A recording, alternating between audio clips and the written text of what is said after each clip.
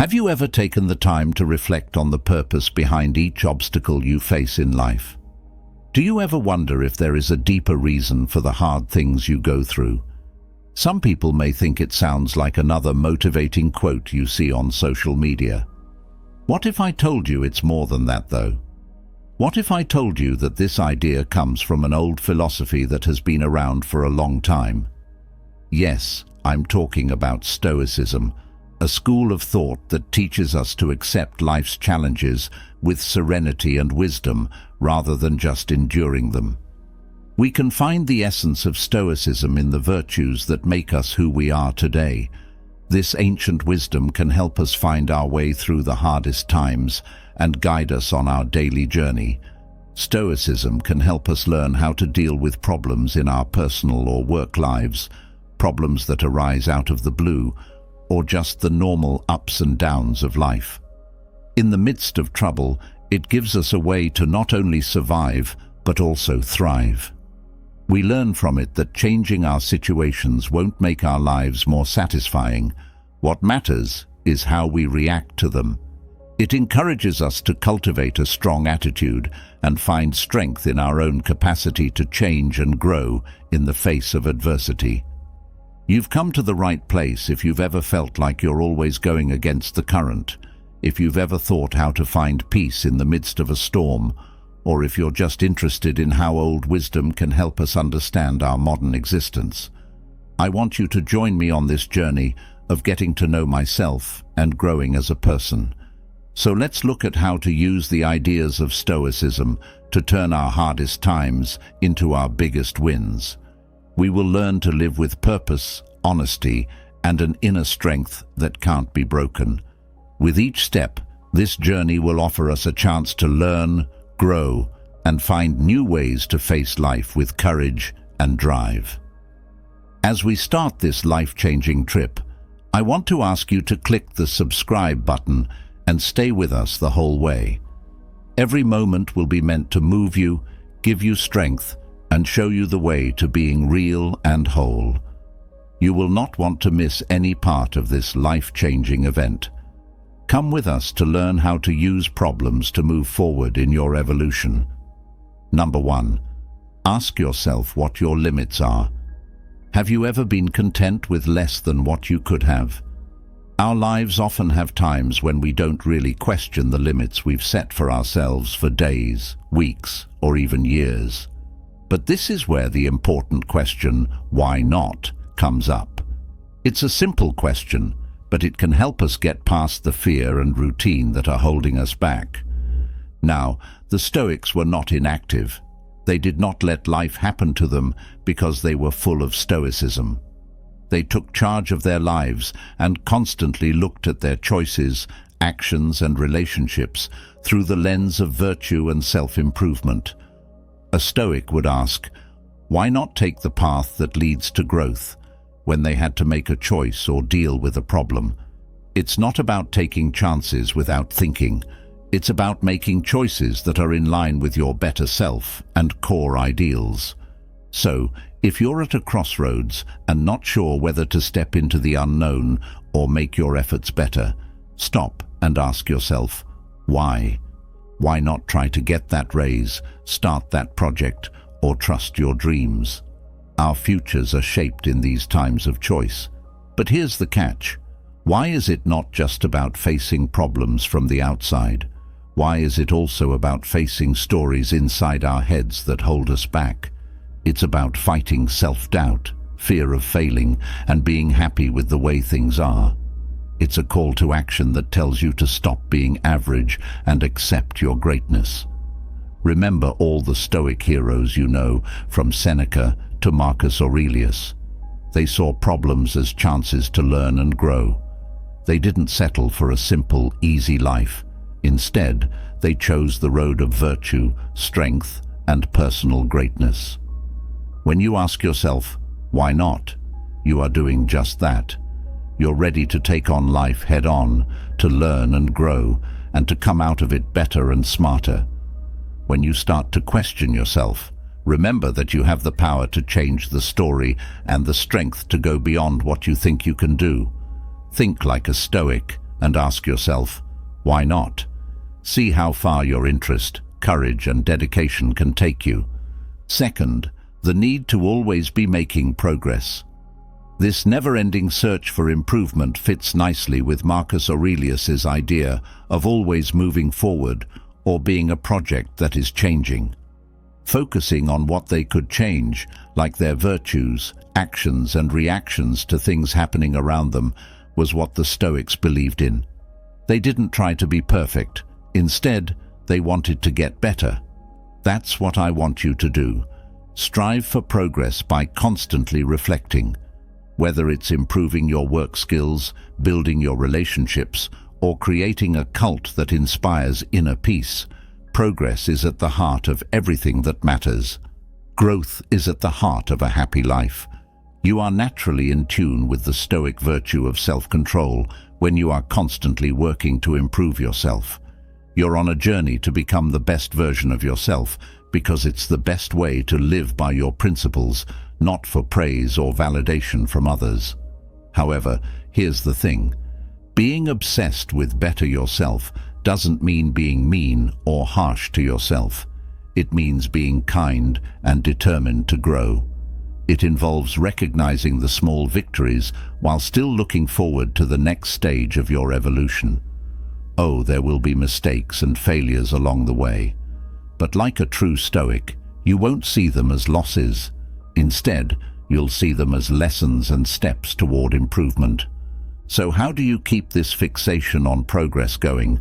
Set clear, conscious goals that are in line with your core ideals as a first step. Every day, think about the things you do and choices you make and ask yourself, how do they connect to your growth goals? Step 3. Live your life with energy and purpose. People who are Stoic are known for being strong, stable, and devoted to their beliefs without wavering. They give everything when they commit to something, not because they want praise or attention, but because they know that this is the essence of living a good life with meaning. They aren't half-hearted about their tasks or interests. They give their all to what they're doing. They show us that the worth of our actions doesn't lie in the results, but in how committed we are to them. They put all of their energy and efforts into their businesses, no matter what kind they are. Every day, they are determined not to let sloth take over, but to use their thoughts, choices, and actions to make their own future. It's not enough to just think big.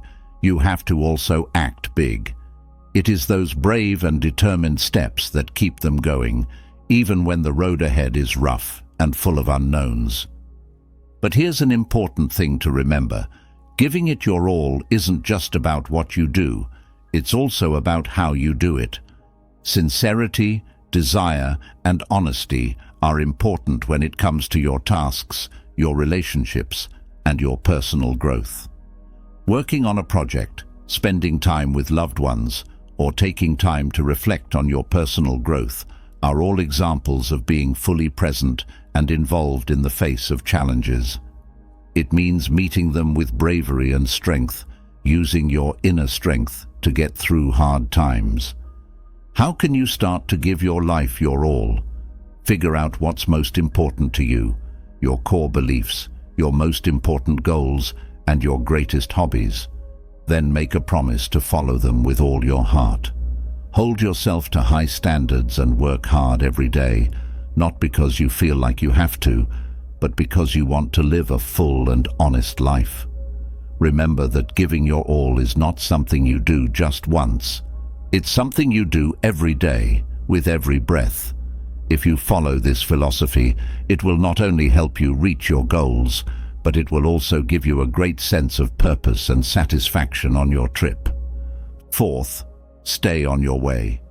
The world we live in is full of challenges, things that draw our attention away, and, let's be honest, many reasons to go in a different direction. Yet, this is where the real magic takes place. A stand for something bigger is what you do when you stick to your plan, even when there is a lot of noise and chaos around you. In the end, you are respecting your path, your beliefs, and yourself.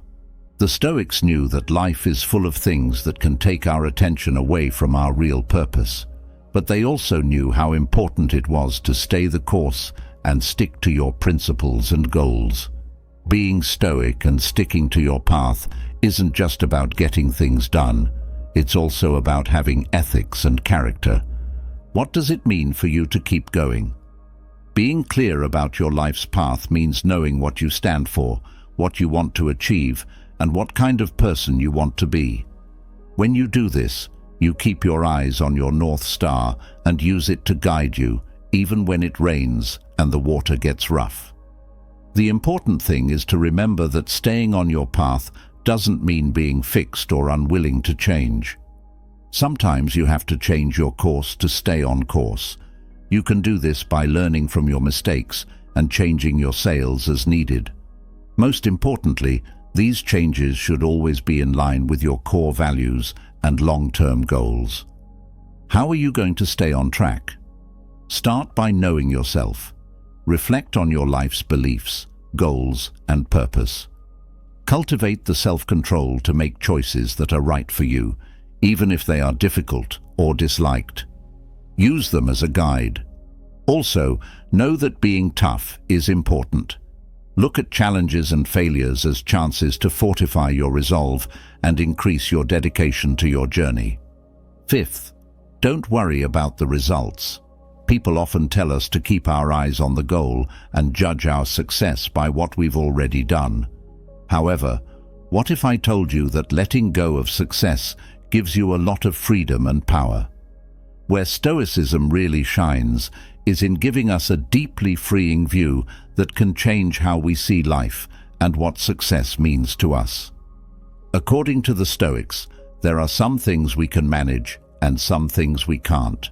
We can choose to work hard, have good goals, and have the right attitude, but we can't always control what happens. By keeping our eyes on the end result, we prepare for anger, sadness, and even hopelessness because we are hanging on to something we can't handle. What does it mean to take the focus off of results? Putting our whole selves into something means giving it our all, whether it's a work job, a personal goal, or a friendship. It means giving the process our full attention and being open to the difficulties and chances to learn that come up without getting too tied to the end result. Think about how freeing it would be to do your job with love and dedication, not because you think it will get you awards or praise, but because you believe in what you're doing. It is the essence of Stoic wisdom to find happiness and purpose in the things you do, not just the results they might have. To be clear though, not focused on results doesn't mean you don't care about success or don't set goals. It means you redefine success in terms of your own character, honesty, bravery, and dedication. You have learned and grown. From a Stoic point of view, these are the real ways to measure progress. What are some ways you can start to think this way? Reflect on your beliefs and the kind of person you want to be before moving forward. In light of this, concentrate more on the traits you want to cultivate and the actions you want to take than on the benefits you hope to receive from outside sources. When you're worried about how things are going, gently tell yourself of what you can change and try to focus your energy on your efforts and mood. Sixth, what you put out is what you get back. Imagine that your existence serves as a mirror that reflects both what you show to the outside world and what is inside of you. People who are angry, afraid, or negative can taint their experiences and relationships with others. On the other hand, if you work on virtues like honesty, kindness, and mental strength, they will show in your life and bring you good relationships and situations. People who believed in Stoicism stressed how important it was to build a strong, good character because they knew that this is what makes life worth living. They thought it was impossible to change the world around you, but that you could change how you behave in that setting. You will simply create a life that reflects those virtues by focusing on being the best version of yourself. How then can you live by this concept in your everyday life? Do some self-reflection every so often and look at your thoughts, feelings and behaviors with a critical but caring eye. Find ways to improve and grow and work on developing the virtues that matter to you, whether they are kindness for others, courage in the face of hardship, or persistence in reaching your goals. Keep in mind that this doesn't mean being perfect or not making mistakes. It just means being aware of your inner state and how it shows up in the outside world. Although it can be hard, you should try to make sure that your actions are in line with your greatest values.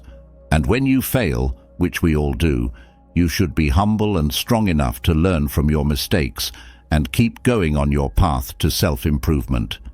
When you follow Stoic wisdom, you give yourself the power to create your own world. You realize that you can't change everything that happens to you, but you can change how you respond and who you choose to be. As you connect your being with your greatest goals, the world around you will begin to reflect that same quality and depth.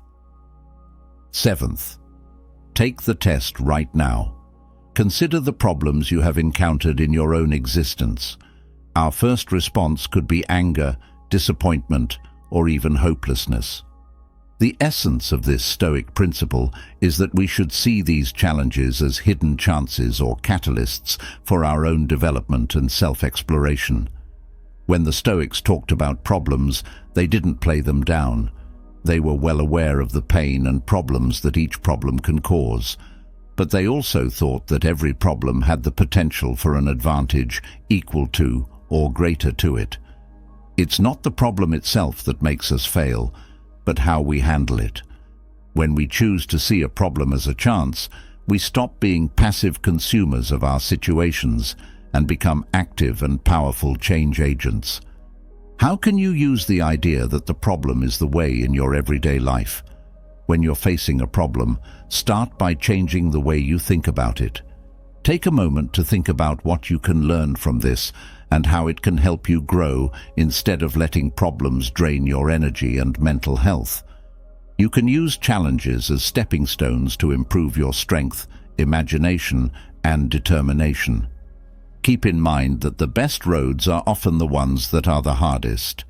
Your character and personal story are shaped by the problems you face, the obstacles you get past, and the drive you show. Each challenge gives you a chance to work on virtues like patience, courage, and flexibility, which will make you smarter and stronger. Also, remember that getting past problems often takes creative thought and a desire to go in new directions.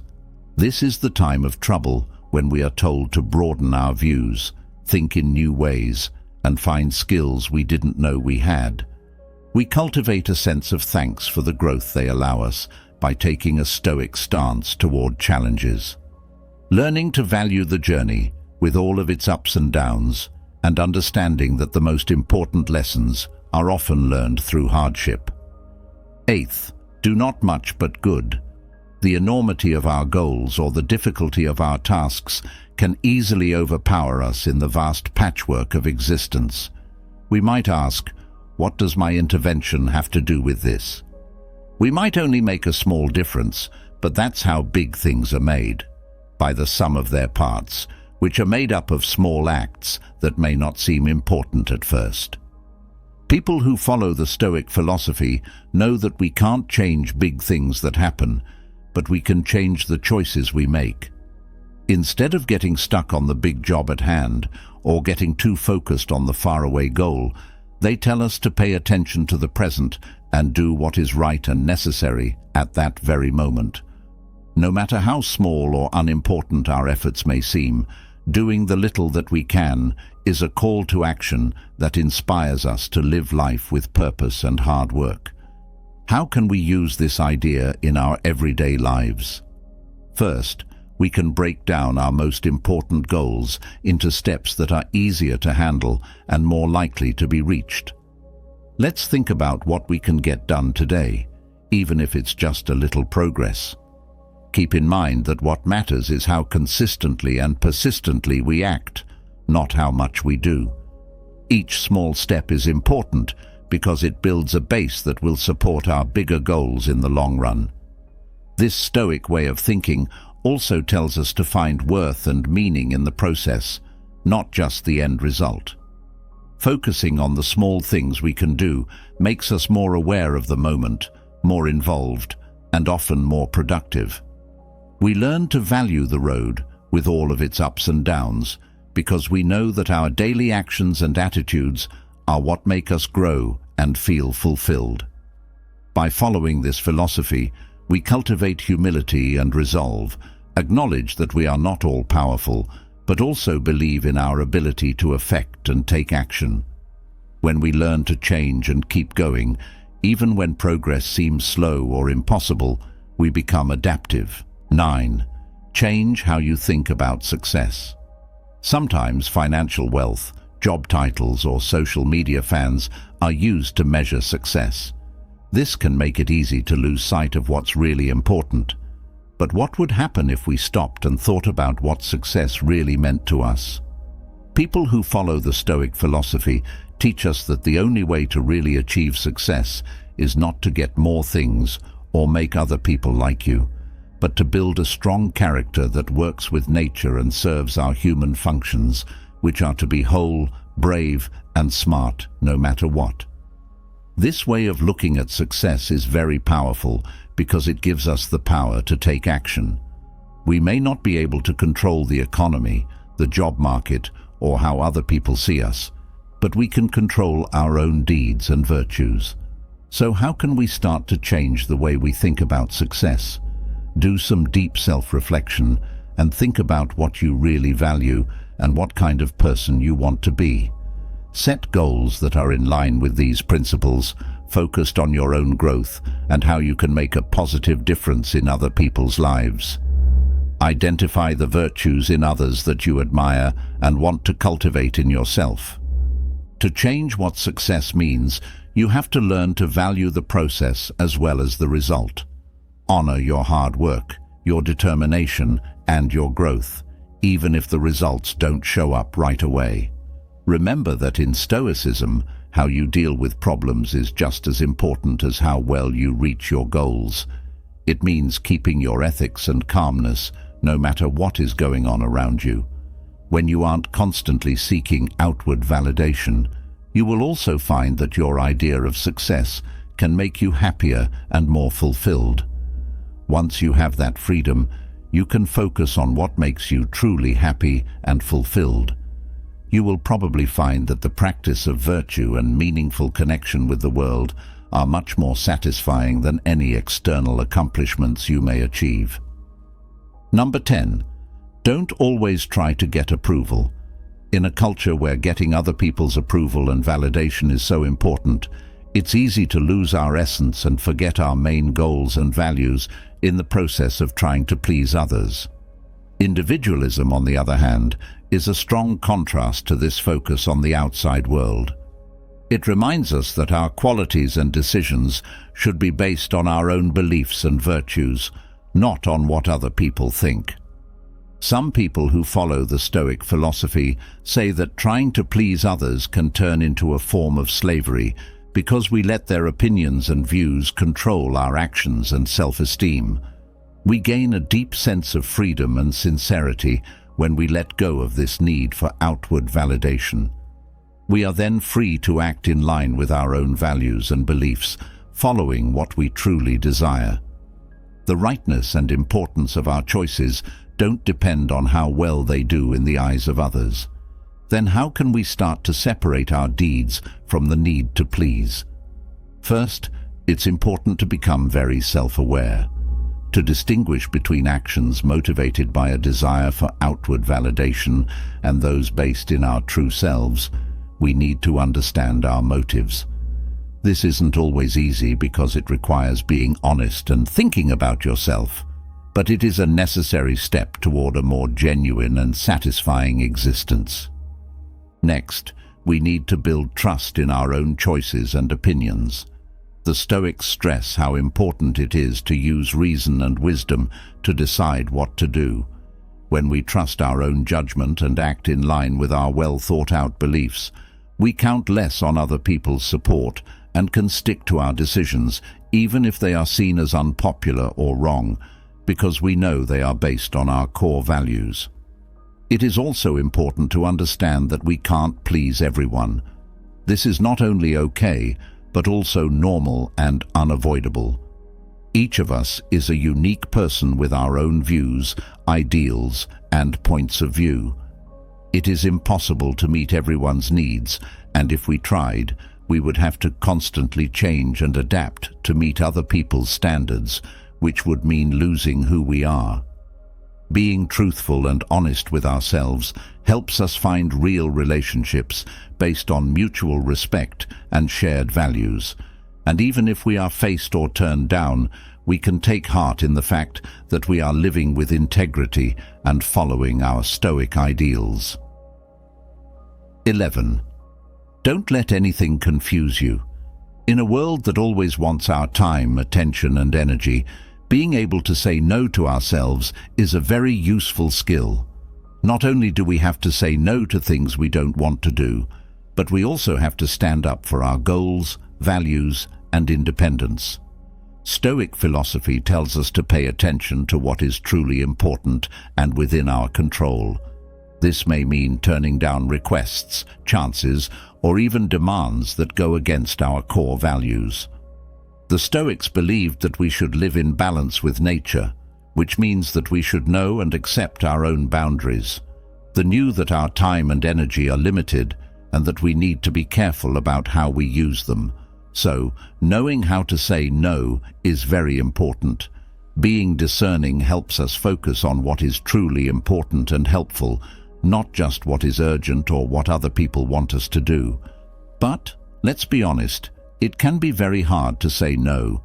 It takes guts, especially when we've been taught to please other people or are afraid of letting them down. However, the Stoic way of thinking tells us to trust our own judgment and make choices based on reason and virtue, not on fear or peer pressure. When we say no out of strong conviction, we're not just turning down an offer. We're saying a lot about our values and our desire to live an honest life. How can we then improve our capacity to say no? To begin, you need to be clear about what you stand for, what you value, and what your goals are. If you know where you want to go and what you stand for, it will be easier to tell which requests are in line with your path and which ones are not. Remember that telling someone no doesn't have to be rude or angry. It can be done with respect and kindness, saying thank you for the offer while strongly declining it. Learning how to say no can also be freeing. It can free us from promises and pressures that aren't necessary, letting us focus on what really matters. By respecting our own needs and limits, we also cultivate self-respect. Surprisingly, this can also make other people respect us more because they will see our honesty and clarity of purpose. Do not worry about number 12. Let go with the help of ignorance. What is the best way to let go of the use of indifference? Understanding and accepting the difference between what we can and cannot control is important. We can control our actions, our attitudes, and our virtues, but not the results, the actions of others, or the randomness of fate. It's easier to let go of the anger, stress, and sadness that come from hanging on to things we can't change when we really understand this. To be clear though, letting go of boredom does not mean that you don't care about anything. It means that we should really care about the things that are right, the things that are in our control, and be fair to the rest.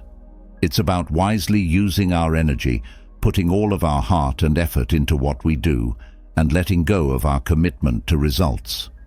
Just think about how much lighter you'd feel if you stopped feeling bad about everything that didn't go the way you wanted it to, and stopped getting caught up in problems that aren't yours to solve. Instead, imagine redirecting that energy toward what truly matters: your passions, your relationships, your growth. By releasing the grip of frustration and disappointment, you open yourself up to a world of possibilities. Embrace the journey, embrace the process, and trust that everything will unfold as it should. After all, life's beauty often lies in its unpredictability. It seems like words don't mean much anymore in this world of noise and shallowness. This makes people wonder if they can show how valuable they are without saying a word. Is it possible to discover the worth and goals of the people around us? The old philosophy of Stoicism says the answer is a strong yes. The Stoics thought that being brave was one of the most important things a person could have, and that deeds, not words, could show how brave someone was. I want to ask you to go on this trip of personal growth. You will learn how to see your worth and set a good standard for yourself and the world. Allow us to begin. Make an effort to look good. Before you think of a Stoic as a serious, unfriendly, ancient person, let me clear the air. Being a Stoic isn't about hiding your feelings or being different. It's about knowing what needs your attention and what doesn't. Your energy should go to how you present yourself. Your energy should go to how you present yourself. In relationships, let's talk about what it means to treat yourself with respect. It's possible to lose who we are when we try too hard to please someone. For example, we might dress or talk in a way that makes them like us less. Here's where our Stoic wisdom comes in. Your worth doesn't come from what you wear or where you go, but from how you act, what you do, and the choices you make. If you're in a cafe and see two people on a date, what would you do? One is trying to show off and impress, while the other is happy with how they look. Which do you think will stick with you the longest? It's true that there's strength in carrying yourself with honor. To be a Stoic, you have to be honest and respect yourself. Today, this means easy things. If you're excited about something, give it your all and let it shine. You don't have to act like someone else. You just have to feel good in your own skin and know that you're good enough the way you are. Also, be nice to yourself. The way you treat yourself determines how other people will treat you. What do you want to say? That getting treated the same way is fine. But when you value yourself, your time, your energy, and your feelings, you send a loud and clear message. I deserve respect and expect to be treated that way. In relationships, it's not just about what you say or how you see yourself. It's also about how you act and respond to different things. Are you acting out of panic or with respect? Don't give up on your ideals just to fit in. Stand your ground, even if it means being by yourself. It doesn't mean you have to be perfect. We all make mistakes and have days when we feel weird. But it's how you handle those times that matter.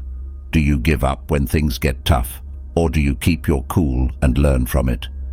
Let's talk about how we can start acting more formally in the people we meet every day.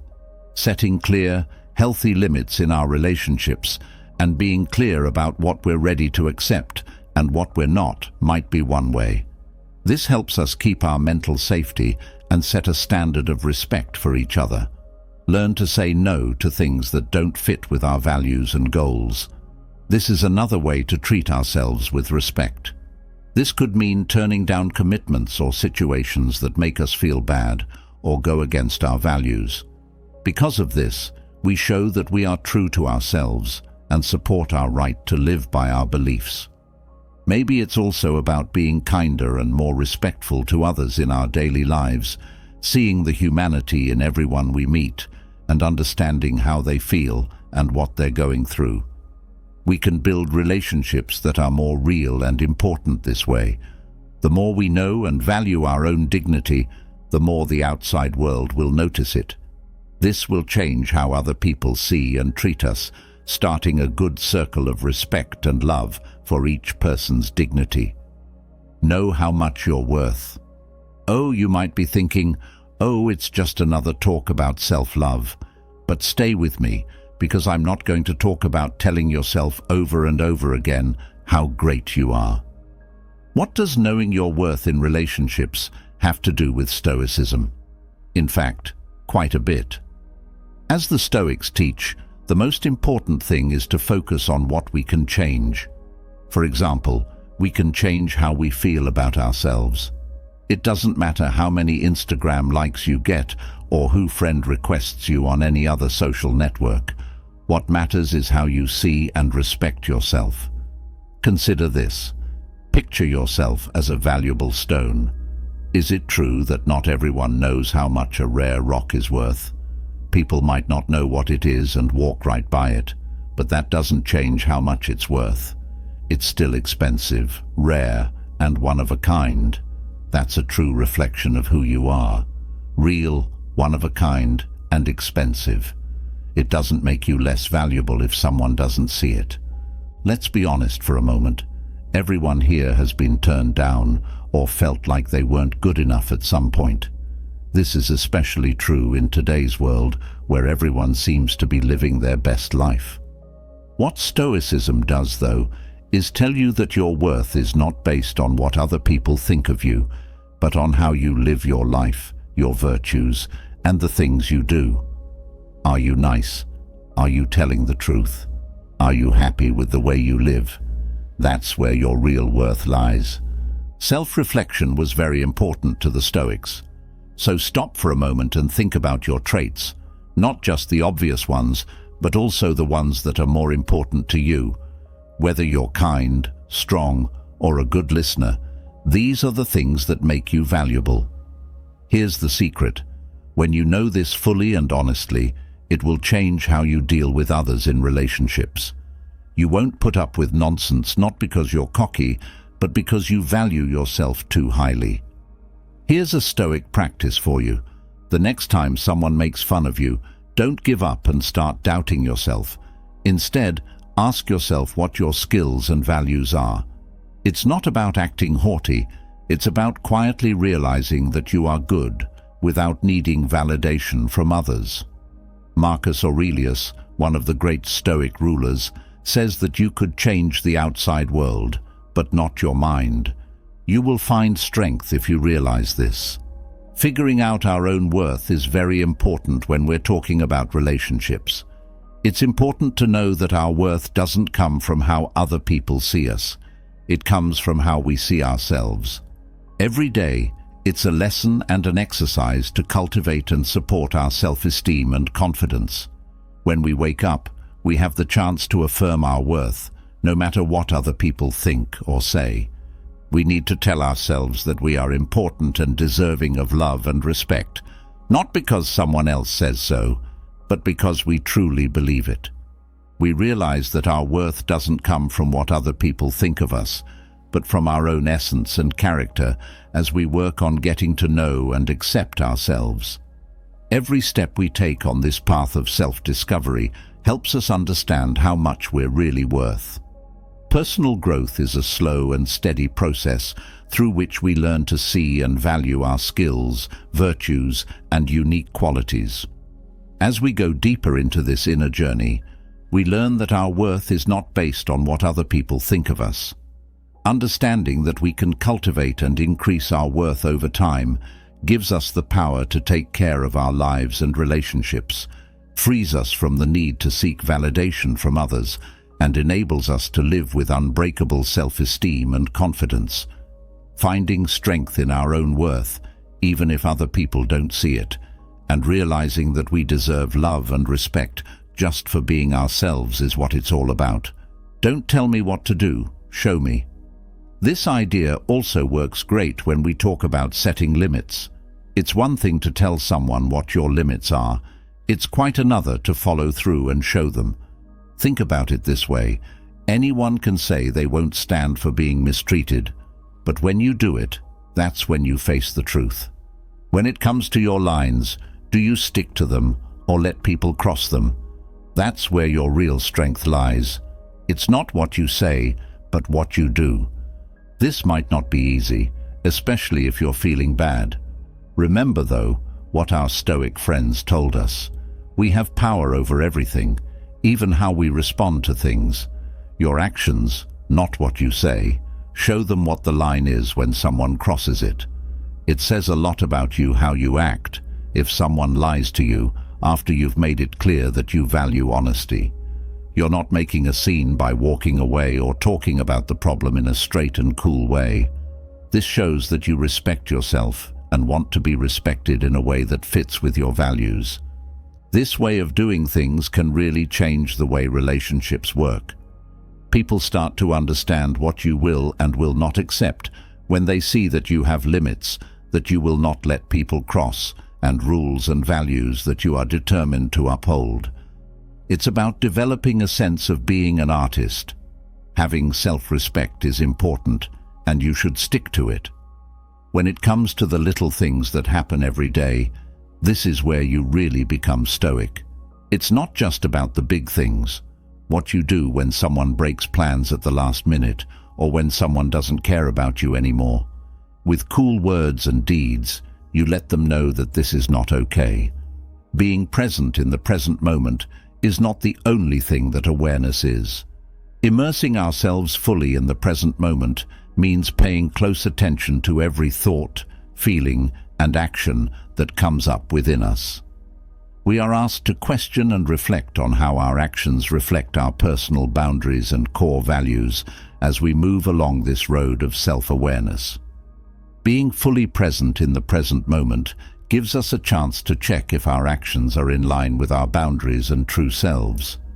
We are always judging ourselves and asking if our actions are in line with our core beliefs and values, or if they are different from who we really are because of outside influences or societal standards. When we do this, we look at every contact and situation very carefully, trying to figure out how we are reacting and whether we are being honest with ourselves. We are asked to be aware of our own boundaries, to know when we feel unsafe or harmed, and to take action to safeguard our honesty and mental health. The little things that happen in everyday life are where our real nature and character strength are tested. In order to cultivate greater clarity and wisdom in our actions and choices, the practice of mindfulness pushes us to be present in each moment, to be aware of how we are responding to the different situations of life. When we go about our daily lives and interact with other people, we can set and show our personal limits in a more stoic way. It's not enough to have tight rules or be rigid in how we deal with others. We need to develop an inner sense that leads how we act and respond to different scenarios. This inner guide, which comes from Stoic ideas, tells us to always know our own boundaries and values and act in line with them. Our healthy limits should reflect who we are and what we value in life, not walls that keep the outside world out. People around us start to notice when we start to live this way. They start to see us as people who not only set clear limits, but also respect each other enough to make others respect them. It's like we're agreeing to ideals so that other people can live easier lives. We can cultivate a higher sense of self-worth and trust in ourselves by adopting this attitude, which also enables us to develop more genuine and respectful relationships. When we stick to our limits and values, we shine a light of honesty and integrity in a world that is often unsure and confusing. Finally, I know this may sound a bit old-fashioned or even harsh, but hear me out. It's not about being hard to get. It's about knowing your worth and loving yourself. What does the Stoic view say about this? Stoicism shows us how to control and train ourselves, but not in a strict way. If you want to be happy right away, you need to know what's really important and not give it away casually. It's nice to breathe this in. In relationships, or when we're dating someone, we often feel like we have to share everything with them, like our time, our space, and our inner thoughts. The Stoics, on the other hand, say to take a step back, because things that are easy to get lose their value over time. It's how people are. What's the point of mystery, meaning, and expectation if you're always open and say yes to everything? Let's discuss how to restrict access in a polite and stoic manner now. First, it's about how you look. Dress classy but not too fancy. Not only is it about style, it's a message that says, I value myself. You're not hiding, but you're also not giving away too much. Something about me makes me feel like I'm more than what I appear to be at first glance. Time and attention come next. Being picky about who gets your time is very useful in a world where we are always linked. My time is valuable, and I choose to spend it wisely is what it's all about, not playing games. When you're with someone, give them your full attention. When you're not available, though, feel good about it, because it means you're focused on your own life, your interests, and your growth. Stoicism also teaches us how to control our feelings. In no way does this make you cold or detached. This means you don't let things really bother you. You keep your cool. You don't just give your mental energy to anyone. They have to earn it too. I'm not suggesting that you turn into a stoic figure, mind you. Connecting with other people is what makes life interesting. However, the beauty of going slowly and making a relationship that isn't just based on quick access and pleasure is that it helps you build something that is deep and lasts. Remember that limiting access is not about making other people feel bad or using their emotions to get what we want. On the contrary, it is an act of great self-respect that fits with our core beliefs. People who limit access show that they value themselves and believe that others should value them equally by doing things that aren't just words. We have to be a little more choosy in the people we talk to, more careful in the choices we make, and more controlled in the way we say things. It's about finding the right mix between being honest and keeping some things to yourself in order to protect your mental health and self-esteem. In our current world of meetings and relationships, we are following the Stoics' lead by taking this method. We are pledging to live by our core values and to establish clear limits that reflect our worth and respect. And trust me, this way of thinking changes everything about how other people see and treat us. We are sending a clear message to the world around us when we value ourselves and act with the resolve and consistency of the Stoics.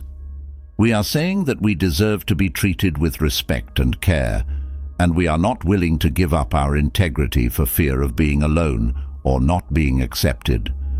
Pay attention to what you do, not what you say. Stoicism is about practical wisdom, which means judging people by their deeds rather than just their words, as we've seen. There are a lot of nice words and empty claims in the world, especially when it comes to relationships. The Stoics, on the other hand, teach us to look beyond that and watch deeds because they show us the truth. It's easy to say what we think is right or what other people want to hear, to make promises, and to paint a picture of the future that sounds great. But do you show others how to do things? Do what you do match what you say? That's where the story really is. For real, we've all been there. When we first meet someone, they start telling us all these wonderful things, and we get caught up in them. But then, over time, what they do doesn't match up. They say they'll call but don't, and they change their minds at the last minute. Still, their words hold us tight. Our stoic inner self must step in at this point. People who practice Stoicism learn not to let words or feelings get the best of them. It has to do with being sensible and seeing things as they really are. When someone's deeds don't match what they say, it's a sign that something is wrong. It's the universe's way of telling us to pay attention. The way our relationships work has really changed since we've changed our approach. We stop focusing on words and love promises and start noticing the little things. How they act when they're stressed. Do they keep their promises? And are they there for us not just in words, but in a real, physical way? We send a clear and strong message that says, I'm not just listening to what you say, I'm watching what you do, when we focus on actions. This is the most interesting part of the process. People around us know that they can't just say nice things to get our attention. They have to show us how valuable they are and what they really want by doing real, constant things. This change in perspective gives us the power to see things more clearly and wisely in our relationships. It shows us the difference between what people say and what they do, and it helps us form deeper, more sincere bonds based on trust and respect. In the end, it helps us cultivate better and happier relationships, where being consistent in what we say and do is very important. To protect our heart and inner peace, it's important to remember that it's not about being critical or suspicious of everyone around us. Instead, it's about being smart and careful in the right amounts. With a touch of Stoic wisdom, this wisdom tells us not to let our feelings control what we do, but to stick to our core ideals and principles. The goal is to find a good mix between your heart and head, your desire and your sense of reason. In this way, it's important to remember to watch what people do and listen to what they say. Having a Stoic attitude in love means being logical, aware, and smart in our relationships and interactions with others. Really understanding that deeds, not words, are what show how people feel and what they want to do is what this means. We can make better choices in our relationships if we pledge to this philosophy of life. These decisions will be based on a deep knowledge of truth and an honest respect of both ourselves and others. Get ready to leave. Stoicism has a beautiful idea called detachment. This doesn't mean being cold or heartless, but rather knowing what you can and can't control. One of the most powerful things you can control is whether to stay in a bad situation or leave it. Relationships are also discussed here. Some things inside us tell us that what we're going through is not what we deserve, but we stay. We hold on to the hope that things will get better or change because we're afraid of being alone or seeing things change. This is the turning point in history, though. Real power comes from realizing that we can choose not to stay in a position that goes against our morals. And this doesn't mean you should give up everything at the first sign of trouble. It takes work, effort, and patience to be in a relationship, but what's most important is that you know your values so well that you're ready to leave when something goes against them. The ability to say, "I value myself enough not to accept less than I deserve," requires inner strength and Stoic resolve. Let's talk about this some more. Being ready to walk away is a way to support yourself. It means being able to see clearly and having the inner strength to know when a relationship or situation goes against your values and sense of worth. I want to stress, though, that this doesn't have to be a rough or dramatic process. Often, it's a calm choice based on the knowledge that you deserve better. I know that going into the unknown can be dangerous and scary. We can remember the Stoics' lessons, though, when things get hard. They told us to face problems with courage and accept that life is always changing. If you have the strength to let go of things that don't serve you, you're making room in your life for new experiences and opportunities.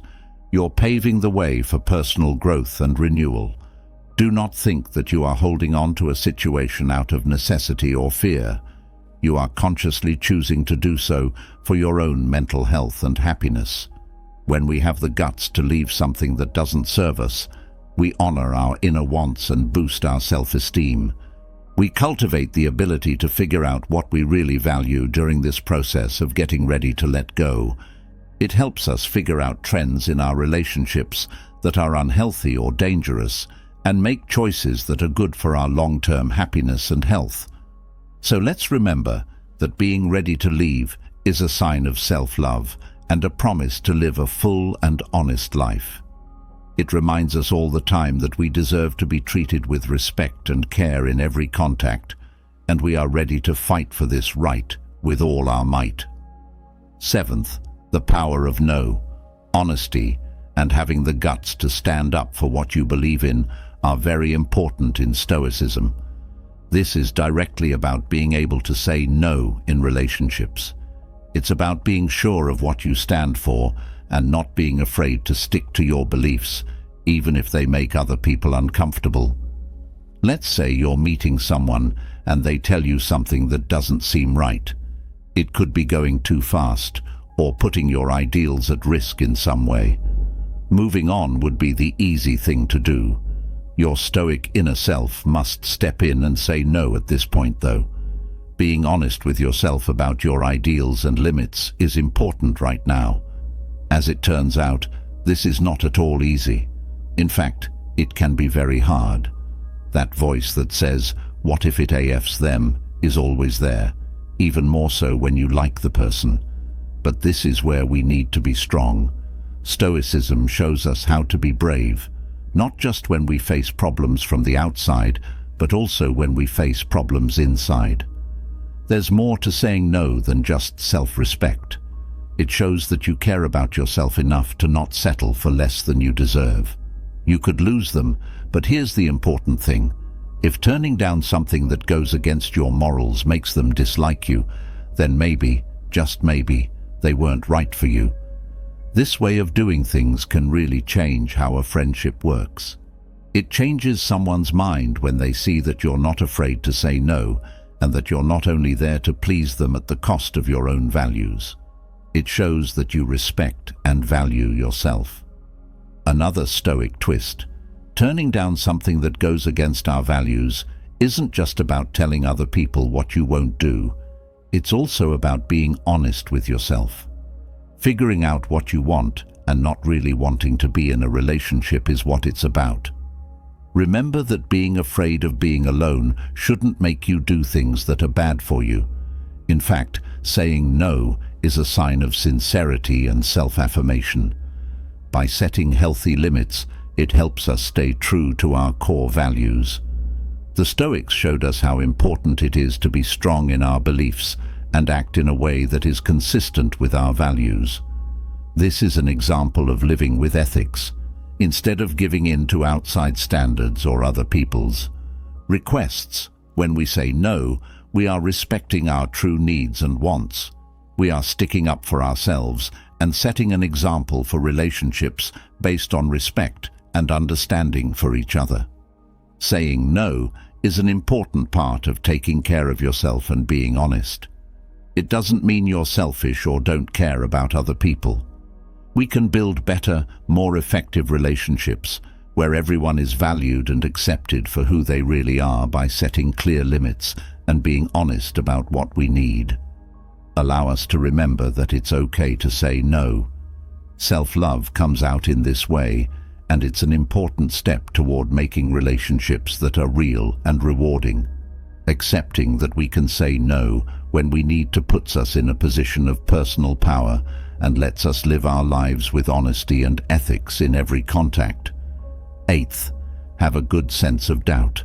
Doubt and Stoicism go together. They try to see things as they really are, not how people think they should be. You might wonder if this has anything to do with love and dating. We've all heard someone say the words we want to hear, as if they were the right ones. We want to believe them, even though there are red flags all around us. In times like these, our inner Stoic self steps in. A healthy amount of doubt is like having superpowers. Keep your feet on the ground and don't take everything at face value. It doesn't mean you're negative or pessimistic. To do this, you need to watch, ask questions, and not jump in without thought. To put it in perspective, think about this situation. You like someone when you meet them. You are making plans for the future together and saying all these nice things to each other. But it's only been a few weeks since you met. Let's see if your deeds fit your words and how things turn out. Your Stoic side would advise. Being skeptical doesn't mean asking a lot of questions or questioning everything the other person does. It means being aware, hearing what they say, and watching what they do. It means taking the time to get to know someone well and check to see if they make sense and are honest. The Stoics thought it was important to use logic and reason in relationships instead of letting your feelings take over. This is very important. In AES, it can be hard to find the right balance between our feelings and logic. But if we train our reasoning to be a little skeptical, it can help us look at things more objectively and clearly. By keeping a healthy dose of skepticism, we don't let our feelings determine our decisions. Instead, we base our choices on facts and our true needs. In this way, we can tell the difference between things that are good for us and things that could be harmful to our mental health. On top of that, being skeptical helps us keep our hearts safe from sadness or mental harm.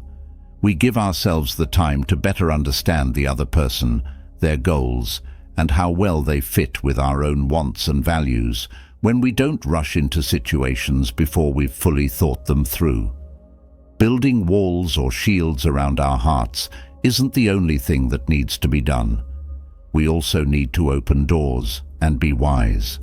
We can stay alert and aware of our feelings by being suspicious. This lets us discover new relationships with a clear mind and a safe heart. Stoicism, as a philosophy of life, encourages us to tune in to the very essence of existence, to go with the flow of the universe's natural rhythms, and to accept reality with serenity. When the lessons are put in the context of love, they become deeply meaningful and life-changing. By taking a Stoic view, we acknowledge that we and our loved ones are flawed beings who are affected by life's ups and downs and have limits. We don't try to be perfect, either in ourselves or in others. Instead, we accept our flaws as normal parts of being human and value character over looks. We find beauty in being open and honest, and when we accept our flaws with kindness and understanding, we make room for each other to grow and connect in a real way. We have the chance to cultivate strong, important relationships through the practice of acceptance and understanding, where real connection and support for one another are the cornerstones. We learn to accept and flow with the situations that come our way instead of fighting reality or trying to change other people to fit our needs. In the present moment, we find a deep sense of peace and happiness. By learning accepting, we learn to see and accept our own flaws as well as those of others. We understand that we are only human and that it is normal to make mistakes and have problems in our relationships. We choose not to judge ourselves or others. Instead, we let ourselves be kind and understanding, knowing that we are all doing the best we can with the tools and resources we have at any given time. When we understand someone, we can put ourselves in their shoes and feel what they're going through. We know that everyone has a unique story, set of wounds, and set of reasons for doing what they do, and we try to see things from their point of view with kindness and understanding. By doing this, we improve the bonds of trust and closeness in our relationships, creating a space where everyone can help each other and understand each other completely. In the end, cultivating acceptance and understanding helps us cultivate more real and meaningful relationships, where love and connection grow easily in a space where everyone feels accepted and respected. We can find great happiness and pleasure in our relationships and let love grow in all its glory if we learn to go with the flow and accept things as they are. By enjoying and recognizing our shared humanity, we accept the depth of our relationships with each other and see how deeply we are linked to everything else. With this method, we are encouraged to cultivate a loving kindness that goes beyond the ego and accepts the differences and individuality of everyone. When we realize that we are all on the same journey through life, we become allies and fellow travelers for those who cross our paths. We promise to be there for each other through the ups and downs of existence, including the happy and joyful times, as well as the hard and challenging ones, with compassion and calmness. This kind of love doesn't have any bounds or borders because it goes beyond the things that separate us. We are all human, so we can see our similarities in our differences and feel a deep sense of connection and belonging when we associate with others. By accepting this kind of loving kindness, we can build relationships that are truly important and fulfilling, giving us support, comfort and joy as we go through life. We don't focus on ourselves. Instead, we offer our caring and understanding presence to others, as a source of hope and comfort in a world that is often rough and confusing. To sum up, Stoicism tells us to accept things as they are and find beauty and value in everything, even romantic relationships. We cultivate real, truly rewarding relationships based on sincere connection and unwavering support for one another by practicing accepting, understanding, and kindness. Never chase this fits so well with everything we've been talking about, even more so when we see it through the eyes of a Stoic. A big part of Stoicism is the idea that we should focus on what we can control and let go of what we can't. When it comes to relationships, this philosophy is very important. It means realizing that chasing someone away is not only useless, but also goes against what we believe in ourselves and our worth. Let's say you're seeing someone and things are going well at first, but then you start to move apart. We've all been through similar things and wanted to try to bridge that gap. Still, the Stoics taught us to wait for what's going to happen and chase after things that are out of our control, that hurt our honor, self-respect, and peace of mind. Trying to chase someone away is like trying to catch water without letting it slip through your fingers. It doesn't work and leaves you feeling empty. But here's the important thing. When you let go of things that don't belong to you, you make room for better things. It's like getting rid of junk to make room for new things. It can be hard to let go of things that don't feed you, but it's an act of genuine self-love. The Stoic way is to be sure of what you believe in. Let someone go if they are leaving. Recognizing that you can't change how you feel or what other people do isn't being cold or uncaring.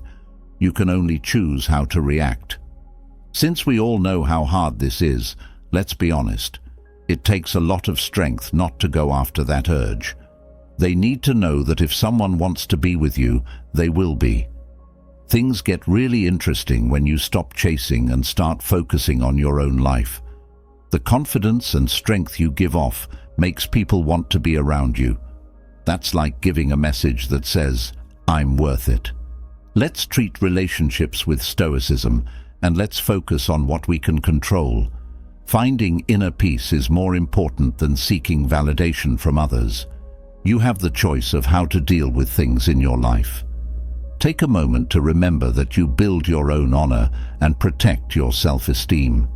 Take advantage of your strength and let your actions, decisions, and limitations show what a great person you are. If you want to follow the advice of Stoicism and show your worth through deeds instead of words, these are some ways you can do it. Always remember that being brave isn't something you say, it's something you do. Unconditional love. In Stoic philosophy, unconditional love is a central idea that goes beyond just liking others without expecting anything in return. It means understanding and appreciating the worth of every person, no matter what they do, how well they do, or what their situation is. We promise to accept and value ourselves exactly as we are, with all of our virtues and flaws, when we practice selfless love for ourselves. This means developing a compassionate and accepting relationship with ourselves and letting go of negative judgment and self-criticism. Additionally, pure love for others goes beyond just understanding and caring about what they're going through. Also, it means letting people be the way they are and not trying to change them or criticizing what they do or choose. Being there for someone when they need help is more than just being there to listen or cry on. It means building a real and deep connection with the people around us, which means being willing to listen, understand their worries and fears, and offer the support they need, even if it means leaving our comfort zone. You can show your understanding and concern for others and improve your relationships at the same time by giving this kind of support without conditions. We build strong relationships based on trust and respect when we promise to be there for others when they need us. It's important to remember that total support doesn't just mean being there for someone in a crisis. It also means being there to share their joy and celebrate their wins and victories. Our bonds with those around us are strengthened even more by this force of unity and friendship. To practice pure love, we must learn to forgive those who have hurt or let us down and let go of our anger or hatred. This means seeing our own and other people's humanity and knowing that everyone makes mistakes and has problems in life. Forgiving someone doesn't mean defending their actions or forgetting the harm they've done to us. Instead, it means letting go of the emotional weight we carry when we hold on to anger, which lets us move on with kindness and inner peace. We improve our relationships with others and grow and change as people by practicing selfless love and forgiveness. People who choose to accept and love without conditions are freeing themselves from the weight of anger and hatred. This makes room for significant personal growth. Unconditional love asks us to accept others as they are, flaws and all, and to see their value as people. It challenges us to show compassion and empathy for them, even if they have hurt or disappointed us, and to stay open to the possibility of making things right and understanding each other better. Furthermore, forgiving someone helps us let go of the past and move on with more clarity and peace of mind. By letting go of anger and resentment, we make room for personal growth and emotional healing. This lets us close painful pages in our lives and welcome new experiences, chances for love, and real connections. To sum up, practicing unconditional love and forgiveness helps us build healthier and more meaningful relationships based on mutual acceptance, respect, and personal growth. It also gives us the chance to connect with ourselves and others more deeply and enrichingly, and to live a fuller and more satisfying life. Don't base your whole life on the other person. In today's world, it's easy to put others above ourselves and lose sight of our own goals. You'll see how much more important you are in love if you choose your own way. The only person who can hurt you is you. Don't let other people run your life.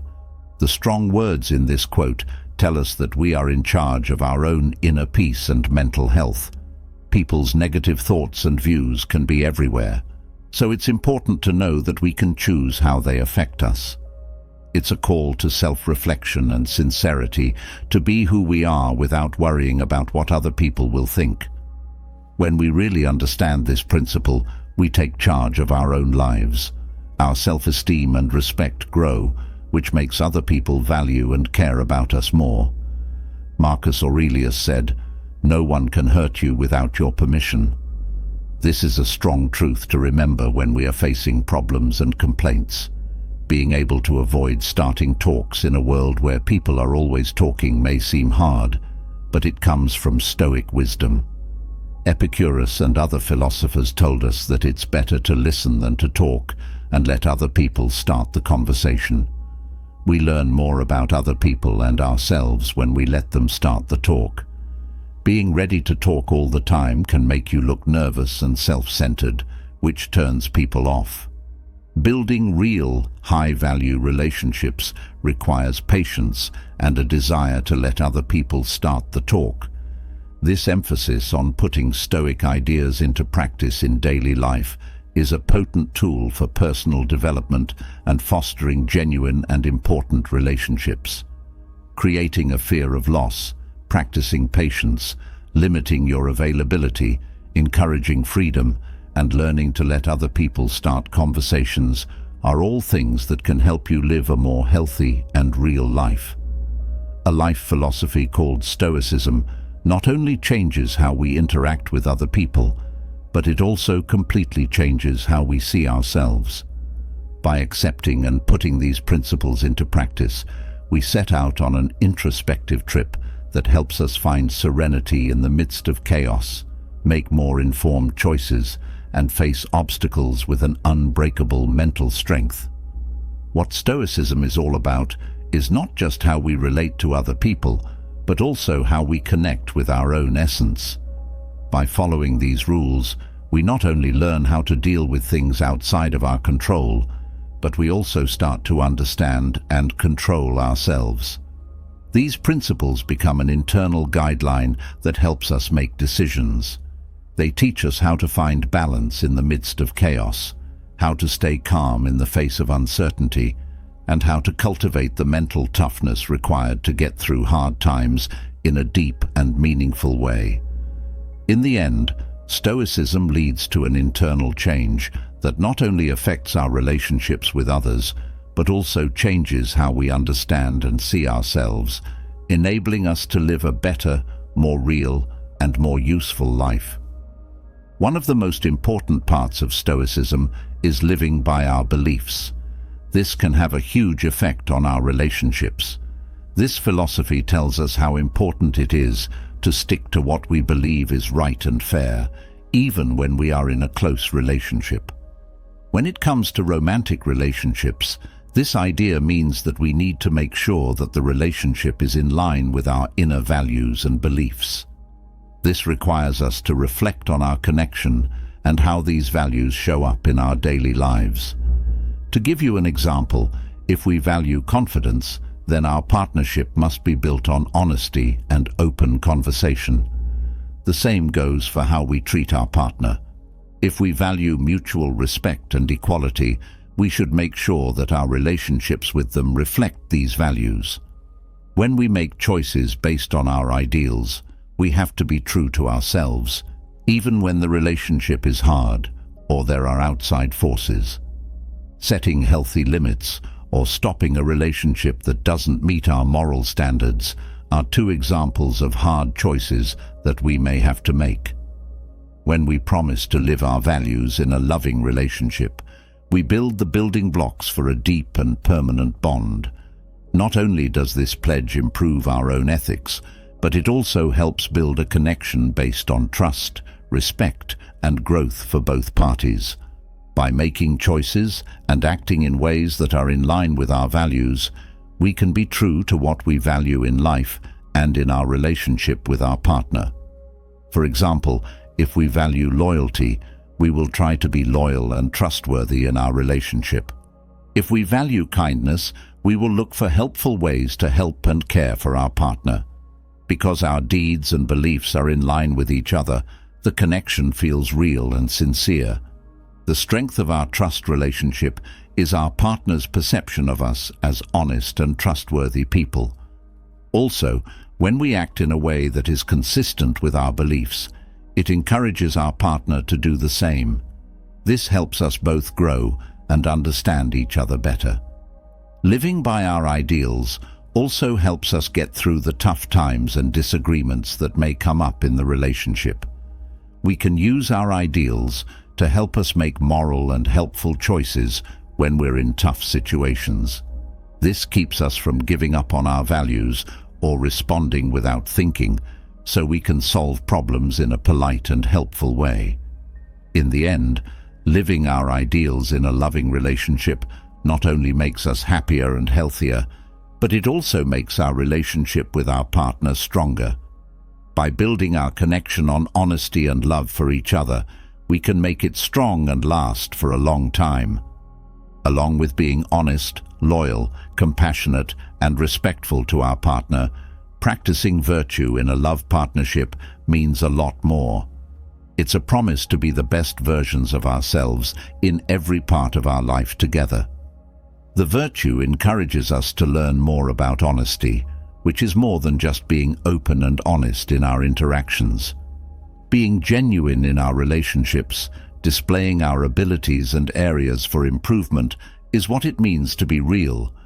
By doing this, we create a space where everyone can trust each other and grow and develop openly. In a good relationship, loyalty means more than just being physically and emotionally faithful to our partner. It also means making a long-term promise to support and be there for them no matter what. It means being there for them when things get tough, giving them a shoulder to lean on and a hand to help them get through it. Compassion is a virtue that tells us to understand our partner's point of view, understand their feelings and experiences, and put ourselves in their shoes. It means being ready to comfort and help them when they need it, and to share their happiness as if it were our own. Respect and virtue are important in a relationship because they build trust and support for each other. This means not only valuing our partner as a person, but also helping them grow personally and professionally by listening to their thoughts and worries, trying to see things from their point of view, and working with them to make choices that are good for both of us. Let them put money into you. Seeing your worth and identity is what this means. It's not enough to just be in someone's life. You need to become an important part of their world. This knowledge means that you know that things that are easy to get are often not given enough credit. Real recognition comes from putting in work and time. People who put time, feeling, and energy into your life form bonds that last longer and are stronger. By going through this process, you go from being a curious bystander to a presence that is truly valued. That's not about badly wanting other people's love or attention. That's about showing that you are a useful and beneficial part of their lives and deserve real interest. Giving people the chance to invest in you means letting them make your appearance an important part of their lives that they wouldn't want to lose. Cicero, a Stoic philosopher, said, "A gem cannot be polished without friction, nor a man perfected without trials." This emphasizes the essence of his value, which is not just in being, but also in being sought after and fought for. The story of Alexander the Great and his teacher Aristotle shows how important good teaching is, and how the connection between a teacher and a student goes beyond what most people think. Aristotle, a smart philosopher, wasn't just the young prince's teacher. He also saw himself as a source of information and the kind of strategic thought that is needed to run a kingdom. Alexander, who was smart and ambitious, saw how useful Aristotle's lessons were and put in a lot of time and effort to learn from him. In short, virtue and letting others invest in you are two of the most important things we can do to improve our relationships, because they build bonds based on honesty, respect, and growth together. Real relationships that make you feel deeply satisfied.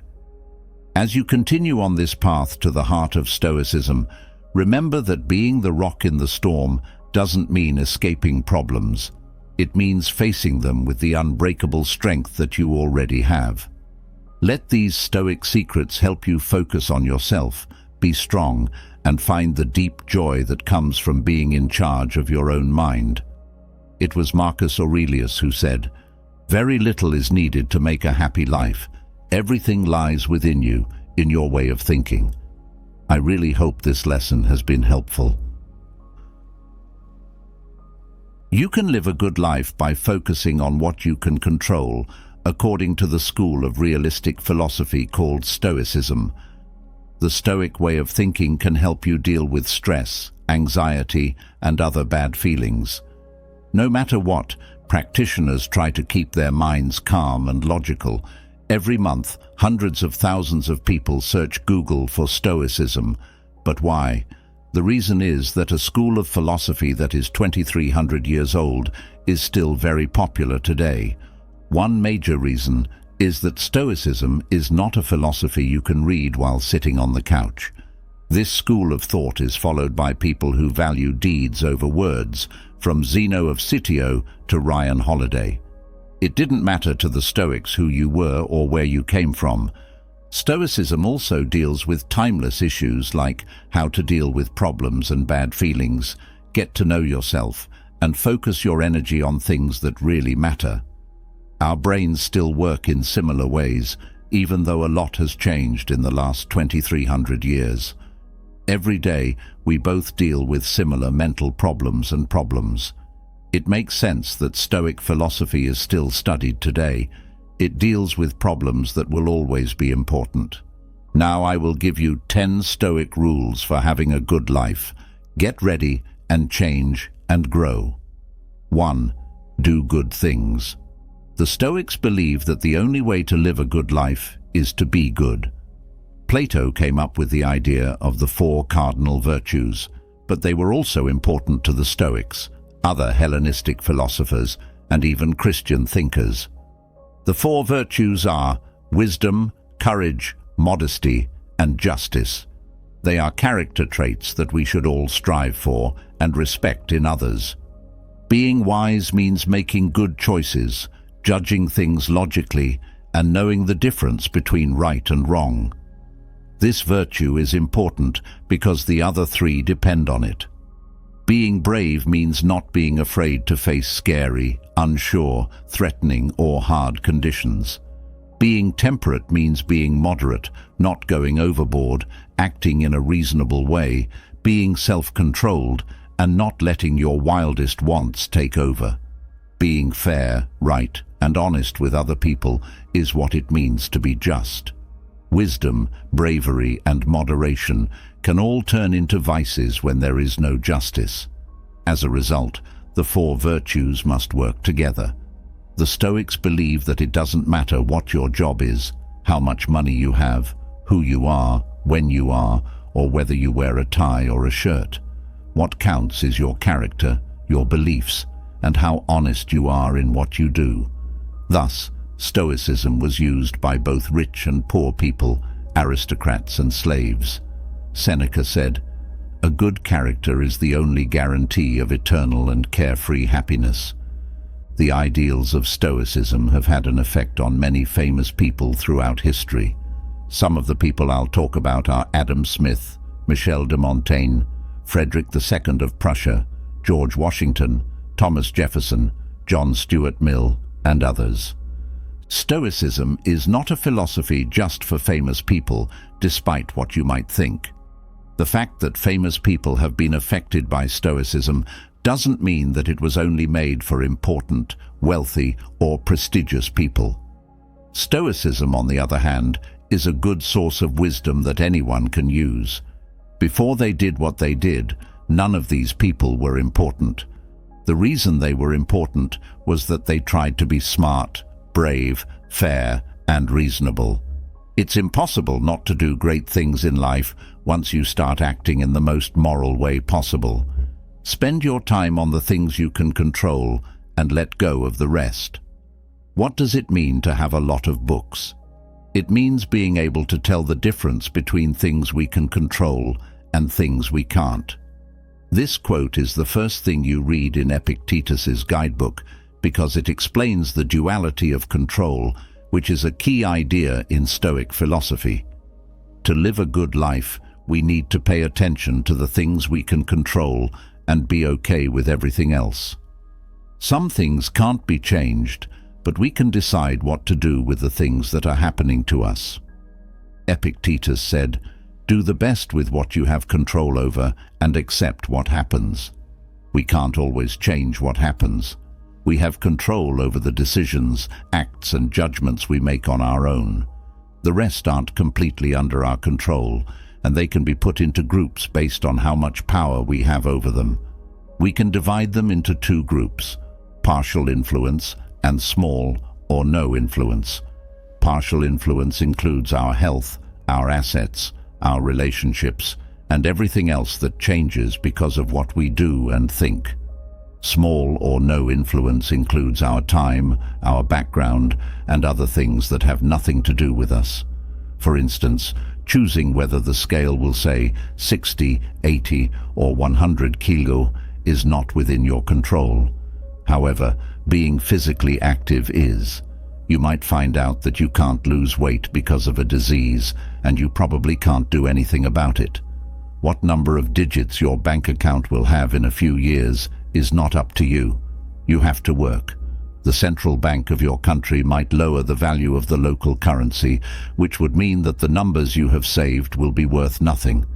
We don't have complete control over what happens around us, but we do have control over what we do, what we believe, and what we think. This is why virtue-based behavior is so important. A good life is one in which we act, think, and decide with wisdom, courage, balance, and fairness. But we will suffer our whole lives if we try to control things that we can't. Third, own up to the things you can control. People you were born with, the school you went to, and the friends you made there are not things you can change. Still, these things have an effect on what happens to you later on. This means that we can't control most of the things that happen in our lives. Even so, we can pick how to react to things we can't have control over. For Epictetus, men are not disturbed by the things that happen, but by their opinions about events. This means that he knows we are responsible for what we think and do about the things that happen to us. What else can we be responsible for if we don't take responsibility for it? No matter what, you need to take responsibility for your actions and thoughts in order to get through the rough sea that is life. If you don't take responsibility and get lost in this rough sea, you could sink your ship and die. When we take responsibility for our decisions and actions, we stop blaming other people or things for our happiness or sadness. It doesn't help to blame outside forces because they are out of our control. If you blame something or someone for what you do and think, you give up what little control you have and make your pain more likely to happen.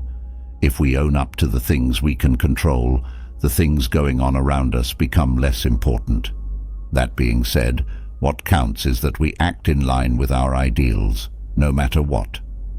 4. Being able to tell the difference between things that are good, bad, or not important. The Stoics said that everything can be broken down into 3 groups: things that are good, things that are bad, and things that don't matter. When you act, think, and judge in a smart, reasonable, and fair way, you have virtues. Bad actions, thoughts, and judgments are just vices, which are the opposite of virtues. Examples of vices are being stupid, weak, licentious, and unfair. It doesn't matter what else is going on, life or death, good or bad image, wealth or sorrow, health or sickness, except that we can only judge what we can control as good or bad. Everything outside of our control doesn't matter. What's more, if we think something is good but out of our control, we will want it. But fate can take that thing away at any time. When something is taken away from us against our will, we will be angry because we want it. An easy way to show this is by saying that if you think being healthy is a good thing, then you will want to be healthy. It's just that fate might take it away from you one day. So, we shouldn't want anything outside of ourselves. So, the only things that can be called good or bad are our acts, thoughts, and decisions. To Stoics, getting sick is neither good nor bad. It doesn't matter. We don't really have full control over whether we get sick or not. Not because sickness doesn't matter, though. A Stoic would still take care of his own health. Stoics believe that being healthy is better. If something is neutral, it is not preferable, and if it is preferable, it is neutral. If the first option is true, and we are healthy, we can use our human reason to help other cosmological beings. In the event that we are stuck in bed, we shall not be able to rise and perform our human duties. Because of this, Stoics respect things like working out, eating well, and getting enough sleep. In the same way, having money doesn't change anything, but being financially independent is better because it lets us give some of our money to causes we care about and study philosophy. The same thing can be said about our friendships. Of course, having friends is better than having foes. Having a good image is better than having a bad one. Not being known is not better than being famous, and so on. Finally, it's important not to want health or wealth so much that you can't live without them. If we want them, we stop seeing them as unimportant and start seeing them as good things. By doing this, we lose our wisdom, because being smart means being able to tell the difference between good, bad, and neutral things. 5th, we should use what we've learned. The philosophy of Stoicism is very useful. For Stoics, it's not enough to just think about how to live. It is the same thing to not think as to not act on your ideas. We don't need to argue or have discussions if we don't plan to do anything. We shouldn't be happy just learning about vague and theoretical ideas. There is no need to wait for the perfect time to use what we have learned. We need to do what we think about. To live a good life, you have to do good things. Alexander the Great once said, "Don't waste time arguing about what a good man should be. Stick to it with action is needed, and now is the time." Sixth, think about what could go wrong. The vast majority of events in our lives are unexpected.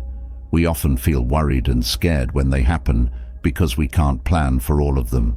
The things that make us feel uneasy are not the things themselves. It's how we judge them and respond to them. After all, different people can laugh or cry at the same event. To put it another way, the difference is how you look at it. By definition, we can't guess what will happen. We can train our minds to deal with it better when it happens, though. The Stoics thought about bad things that would happen so they wouldn't lose their cool in bad conditions. Let's say you want to sail all the way around your country's coast. You'll make a list of places to see, beaches to visit, foods to try, and other things before you leave on your trip. Most people, though, won't write down all the bad things that might happen on their trip.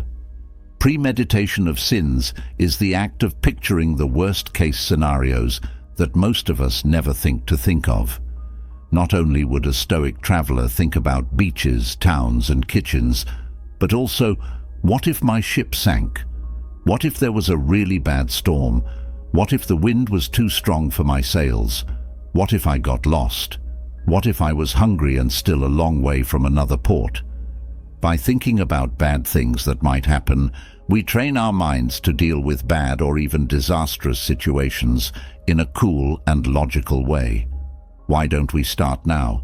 Plan what you're going to do this week. Then think about what might not work out with those ideas. Seventh, take your goals inside. I'm planning to do these things. If nothing comes up that could stop me from making my choice, I will cross the ocean. If nothing stops me, right? The Stoic way of life tells us to always give our best. But we shouldn't fool ourselves into thinking that doing our best will always get us what we want. We don't control what happens after we do something. Setting a goal to cross the ocean doesn't make sense to Stoics. A storm might make it impossible for you to get to the other side of the water, but nothing can stop you from traveling the sea as well as you can and using all of your skills to the fullest. A Stoic doesn't connect their goal to something outside of themselves that they can't fully control. Instead, they connect their goal to something inside themselves that they can control. This is what it means to internalize goals. You might think that this concept sounds like inaction, like, I'll try, but if I fail, that's okay. I've done all I can. But it's actually the exact opposite. Being a Stoic means giving up the desire to achieve a certain result. When you do this, you also give up the frustration of not having achieved it in the future. When your mind is free of unnecessary suffering in the future, you can focus on the actions you can control. In other words, accepting that things won't always go as planned saves us from needless suffering and frustration. We don't have to waste time hurting for no reason, so we can focus on what to do in the new situation. Passivity is the opposite of being Stoic. It means getting lost in your thoughts and picturing how things might go as if they were happening in different worlds. Which sailor is more likely to cross the sea? The one who complains about the storm, or the one who focuses on sailing as well as possible, no matter how rough the sea is? Eighth, turn problems into chances. We already know that outside events are neutral, meaning they are neither good nor bad. This means that an event itself is neither a chance nor a hurdle. What counts is what we do, think, and decide about these events. The way we see things can be like an anchor that stops us from traveling, or it can be like a strong wind that lifts our sails and takes us across the ocean. In the past, you may have thought of a chance as something that helps you reach your goals, like making more money or getting more attention. However, That's not the chance I'm talking about here. After all, if you follow the principle of internalizing your goals, you will stop looking for things like money or praise from other people. Once you set internal goals, like becoming smarter, braver, more moderate, or more fair, every event that brings you closer to that goal will be an opportunity. A job offer might be a good chance to make more money or learn new things, but it won't always help you become a better person. On the other hand, you probably won't be able to get anything out of being sick, but being sick can teach you how to deal with problems. It will be easier to turn problems into chances once you know what your goals are. 9. There is no better fate than the one you have. You will find serenity if you don't wish for everything to go the way you want it to. Instead, wish for everything to go the way it should. Epictetus seems crazy to believe that we can love things that hurt us and push us out of our comfort zone. You might first ask yourself, how can I want to be fired? I'd rather be sick. When someone I care about dies, I can't help but wish they were still living. It's not an easy idea to understand, let alone put into practice. I get it. To help you understand this idea better, think about this. It is easier to change what happened or how you feel about what happened. The things we judge are things that happen in the present, not things that happened in the past. We can change how we feel about things because all we have is the present and the power to deal with it. You remember the idea that outside things are neither good nor bad, but rather neutral. The idea of liking your fate goes with this because you are the only one who has complete control over your actions, thoughts, and decisions. Try to think, act, and judge everything that happens to you in a good way. Remember that every shipwreck is a chance to dock in new lands. To love your destiny, you must first accept that you don't control what happens to you. You only control how you act, think, and judge what happens to you. This means that everything that happens is random. You can't choose whether it will rain or shine or be hot or cold. All you have to do is accept these things, then go beyond simple acceptance and deeply love everything that happens to you. For example, if it's cold in the morning, you can dress in your warmest, most comfortable clothes. If it's hot in the afternoon, you can take off your coat and enjoy the wind. If it rains, the air will be cleaner. If it's sunny, your body will make more vitamin D. Loving fate means not worrying about the weather itself. You can always make the best of it. 10. Always be self-aware. Awareness goes hand in hand with self-knowledge. Being self-aware means being able to observe and analyze your own actions, thoughts, and judgments. Self-awareness is both a prerequisite and a consequence of the practice of Stoicism. While self-awareness is needed to become a Stoic, self-awareness develops as you practice Stoicism. A good exercise to begin training this self-awareness is to observe yourself in the third person. If you could step back and look at yourself in your day-to-day life, what would you see? What actions would you be taking? What thoughts would be going through your head? What emotions would you be experiencing? If you could observe yourself in the third person, would you be happy with what you see? The ability to briefly step away from yourself is what will allow you to better question your thoughts and make good decisions in the now. By observing yourself from a distance, you get off autopilot. In any situation, you initially react with an automatic and uncontrollable emotion, such as anger, joy, or fear. Then, in response, you make a value judgment about the emotion and create a feeling. This feeling triggers actions, such as yelling when you feel angry or shutting down when you feel fear. Being self-aware means separating the emotion itself from your value judgment about it. Once you are self-aware, you can evaluate whether a particular feeling works to your advantage or disadvantage in a situation. Acting like a Stoic is not about having the power to control your emotions, but about not letting your emotions control you.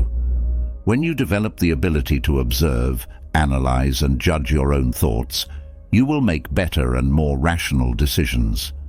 Only then will you be able to change your behavior and your life for the better. Modern versions of exercises that the Stoic philosophers used. You won't understand Stoic principles overnight. You have to immerse yourself in them for a while. But it's not enough to just think about them. Actions speak louder than words, which is why Stoic principles aren't hard to understand or vague. If they were, you wouldn't be able to put them into practice.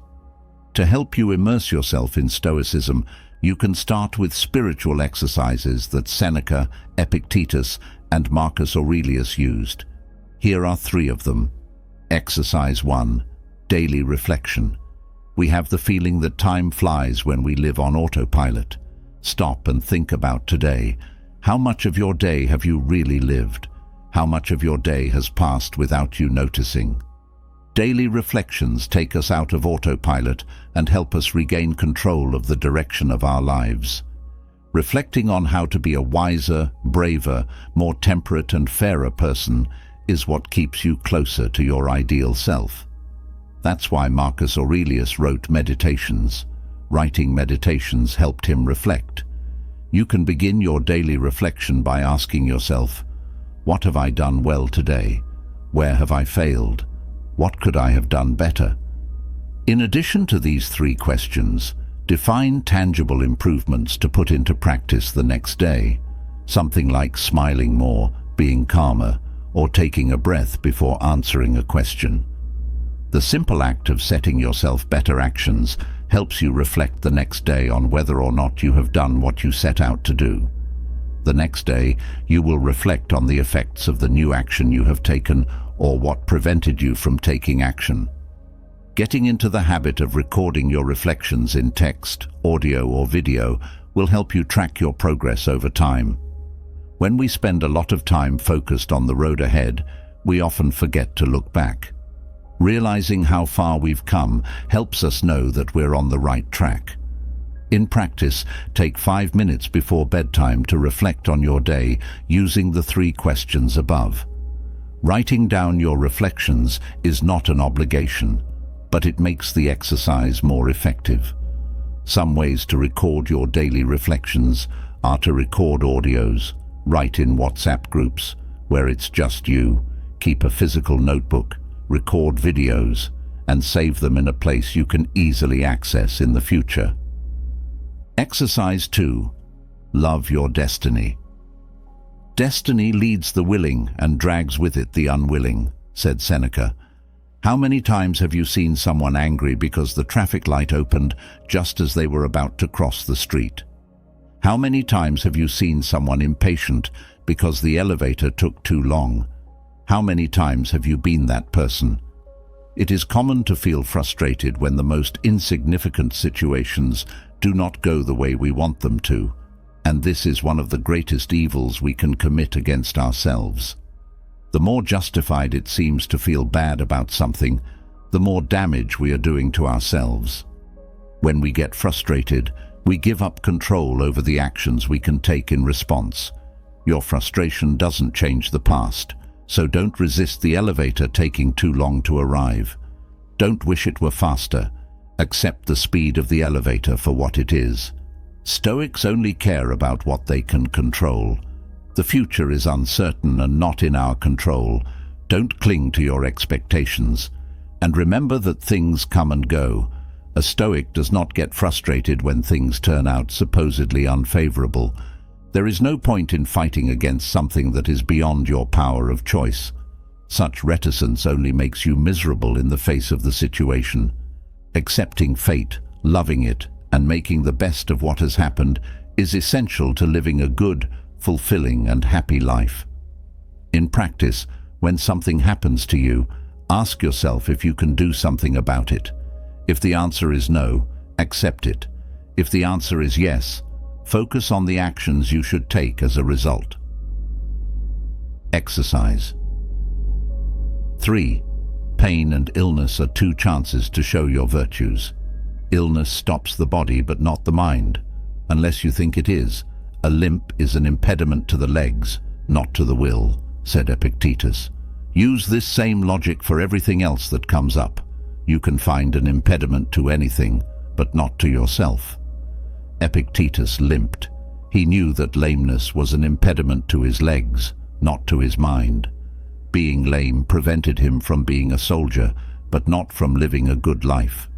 The same can apply to physical pain or illness. Illness affects the body, not the mind. Illness does not affect our ability to choose how we act and think in response to it. After all, we can endure headaches with serenity or turn them into an excuse for not performing any tasks during the day. Feeling pain or being sick cannot be a justification for weakening your character. Keep your cool. Choose not to be affected by the pain, and it will not have affected you. In practice, the next time you feel any kind of pain or are ill, remember to exercise the virtues: wisdom, courage, temperance, and justice. Don't forget that pain affects the body, not the mind.